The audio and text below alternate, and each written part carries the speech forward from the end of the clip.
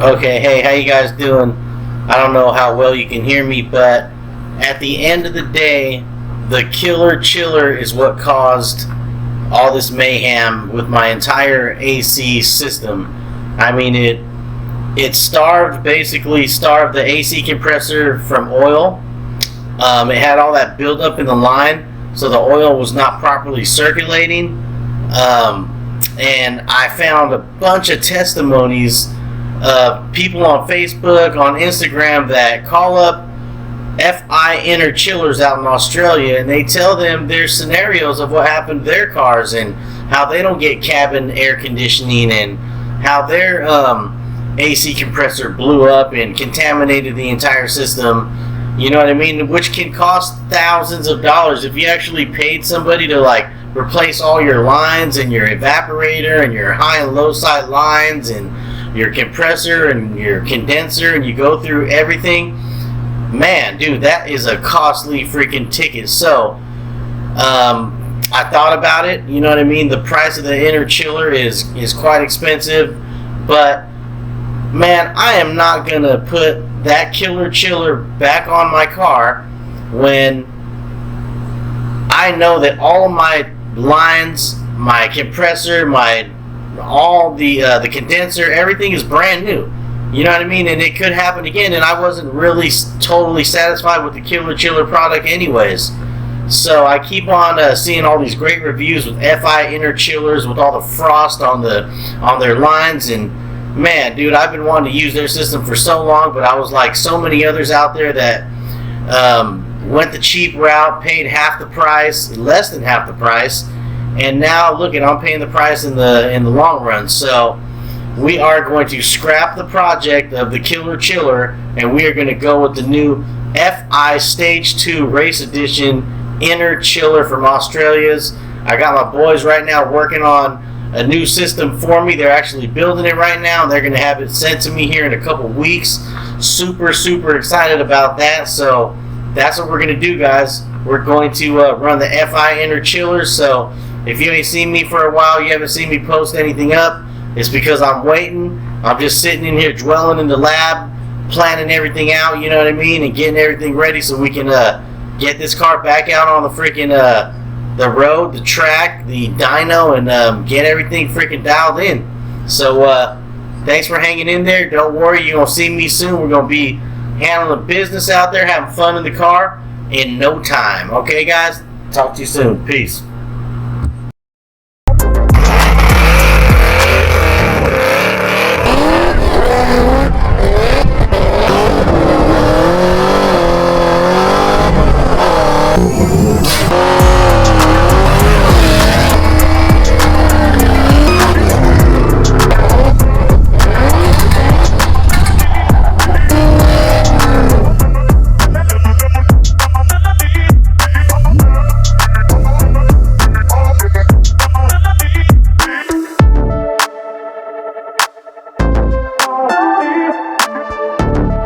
I think it'll be fun, be sick. Oh, one other thing, guys.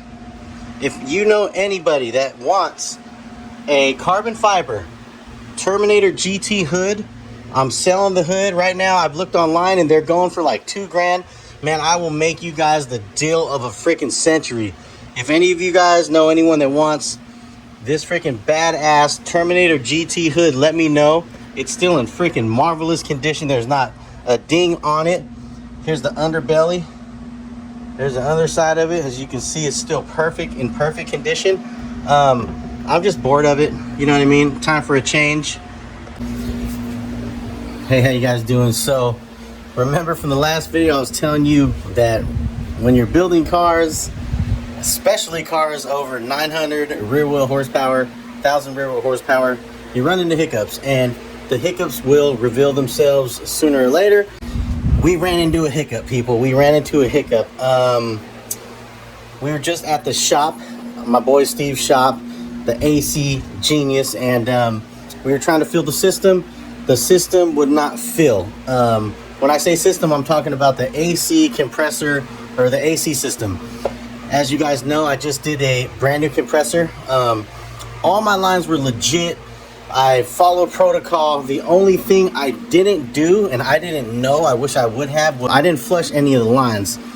I did notice that when I changed out the AC compressor, there's like, when I disconnected the hoses, around the little spigot area, there was like some O-ring, some black material O-ring, like some smearing black, like sludgy stuff. So I just cleaned it up. I cleaned it off. It wasn't like a bunch of like debris or sludge that I was like, you know, had to take care of right away, or that put any freaking bells off in my head. So I was like, all right, you know, we're good. We can go ahead and move forward. So I took the car to the shop, as you saw, and it held vacuum. It held vacuum for 30 minutes. It held 30 inch-pounds, and we thought we were good to go. So we continued filling the system. It immediately jumped up to 300 psi, and then when we hooked up the hose to the low side, the gauge read that it was in a vacuum. So immediately Steve was like, hey man, well, there's something, it's doing something weird. Something's going on here, Nate. We need to figure out what's going on. This ain't right. So I'm like, well, what the hell can it be? You know what I mean? High side is 300 psi. Low side is pulling a vacuum. So he's like, man, there's a clog. There's a freaking some kind of clog in the system. There's something clogged. It's probably your evaporator valve. And I was like, my evaporator valve? What the hell? You know what I mean? And then I told him about how I found some of that material that was in the the AC compressor line at the bottom, right? And he was like, oh shit, I wish you would have told me that, because now that I filled the system, you know, the expansion valve that's located right here in the firewall, right down there, he says that inside of it there's a small like orifice, like a pinhole, and he says that either that got a piece of debris in it, or the orifice tube, which is a screen, has a bunch of debris caught up in it. Okay, so I take the car back home. I got to work on it. I got to dig. I got to look for what's going on. So I found three things. First thing was the high pressure line that goes from the high pressure side of the AC to the killer chiller to the condenser was freaking kinked. It was literally like bent to where it was like bent like an elbow, right? Like way past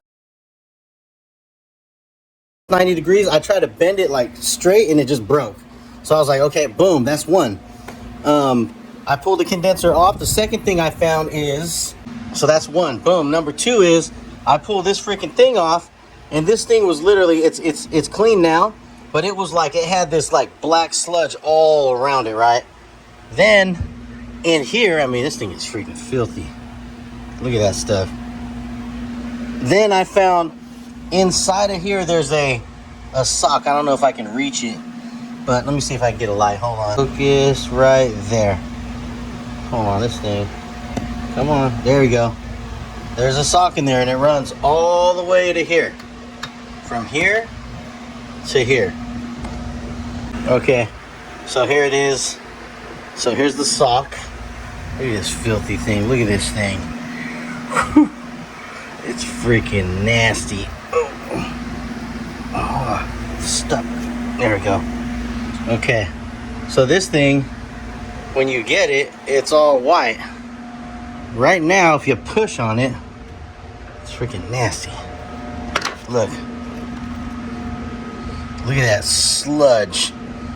They call that AC death right there. Look at that. It's everywhere. It's completely saturated. There's no way any kind of freaking flow, nothing can get through that. That's a clog. So we found the bent line on the condenser, high side, clog, instant. That's one. We got the bag, number two, and now we got number three. Okay, here is number three.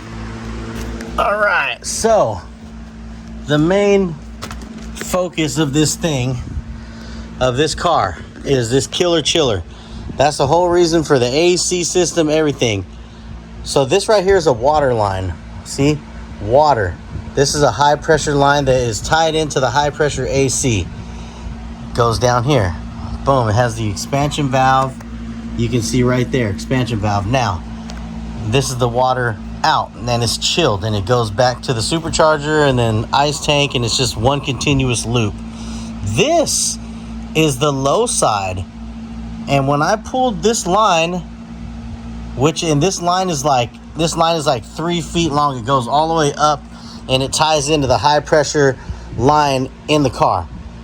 And this is what I found. All right, Joe, I removed this rubber crap, and here's what I see. It's like a copper coil.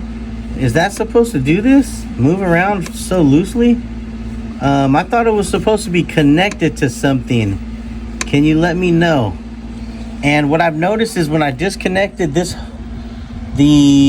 low side of the AC, right here is the line here, and it has a ton of oil in it, or green stuff. What is that? And is the oil supposed to build up at the bottom of this heat exchanger like that? Also, when I disconnected the high side, which is here, the high side, same thing in here. It was just a bunch of oil was in there, or green liquid. Can you let me know, bud? All right, bye. So as you see from the picture, this thing is full of water, and it's not just PAG oil, because when we put PAG oil in here, we only put 4 ounces of PAG oil. This line was full all the way to the freaking top. Like when I would dump it over, it looked like water was just pouring out of it. It wasn't like the PAG oil was like a thicker type of oily substance that was green, but this has freaking water in it. And I talked to my AC guy. He said there should not be any water at all in the freaking AC system at all, especially in the freaking low side. So then I contacted Killer Chiller Joe, and here's what he said. So I contacted Killer Chiller Joe, and what he said was, also there should not be any water in that line at all, period.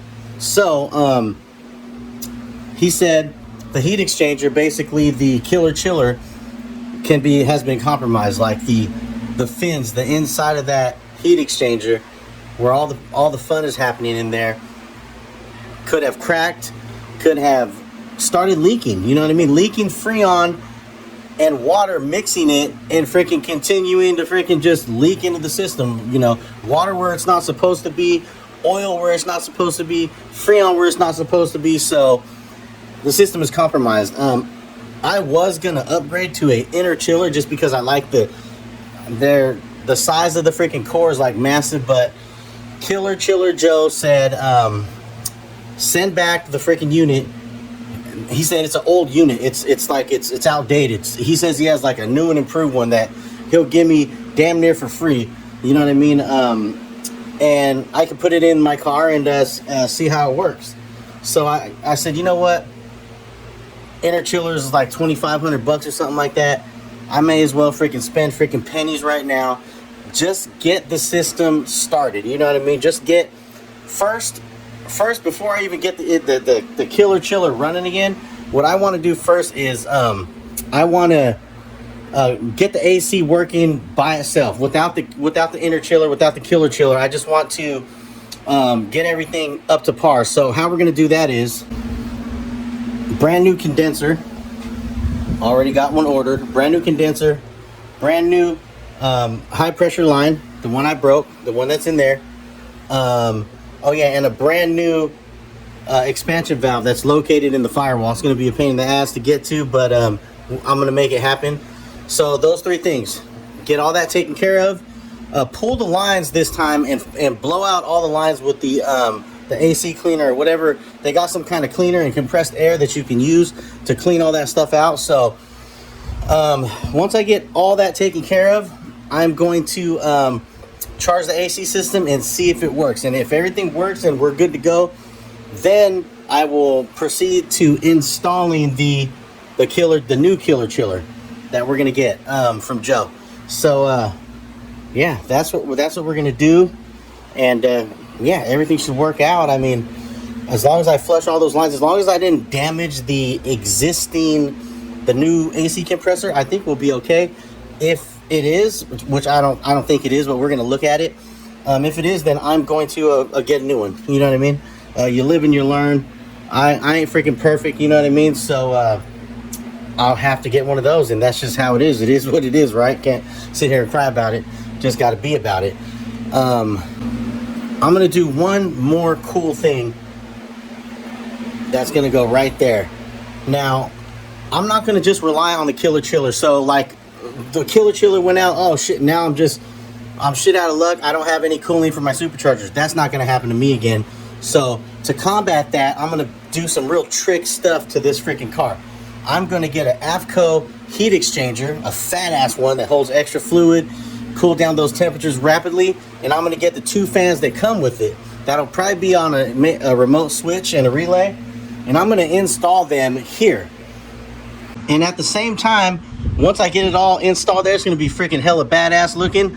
I'm gonna put a valve here on the inlet and a valve on the outlet, 2 of them that I can reach from inside the car, that I can reach from up in here somehow. I'm gonna get them to where they're accessible for me. And if it ever happens again where the killer chiller fails, I can easily close the freaking valves to the freaking chiller and get all the fluid running through the heat exchanger and back to the ice tank in the trunk. So we'll still have cooling for the supercharger. I mean, it ain't gonna be as cold as the killer chiller, but you know what? It's gonna freaking be better than nothing. And right now I'm running with nothing.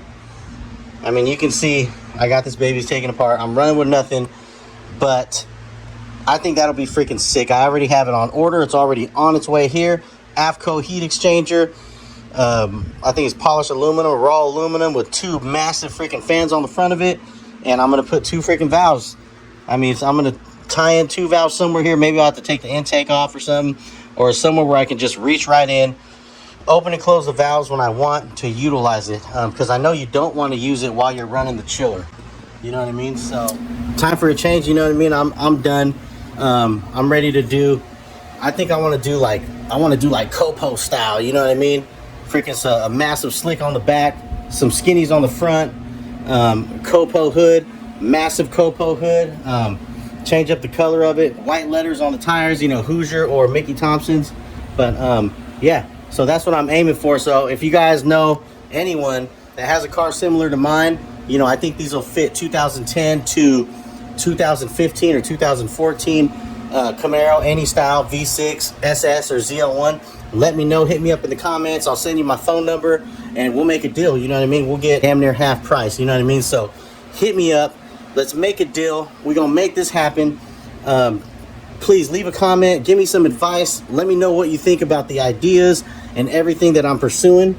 I would like to know. I want your input. And yeah, pass on the word. Don't forget to like, share, subscribe. Thanks for being there for me. Thanks for always freaking commenting and watching the videos. And I will catch you soon. Peace.